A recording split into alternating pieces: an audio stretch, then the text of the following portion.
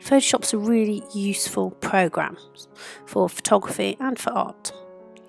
But when using Photoshop, you don't want to have too many windows open. If you have too many windows open, you haven't got room to do your work. You only need 3 basic windows. History, this allows you to see the history of what you've been doing. It won't go on forever, but it will pretty much go on forever.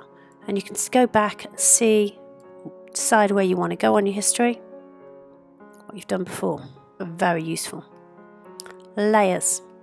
This allows you to put work into layers and add layers. So if you slowly click the layers, you see all the different layers together. We come back down through the layers again. And then the basics are the tools. Now when you look at the tools, you see all of these tools here, but a lot of them are hidden away. When you click into the bottom right hand corner where that little arrow is, there's more tools behind which you can go to.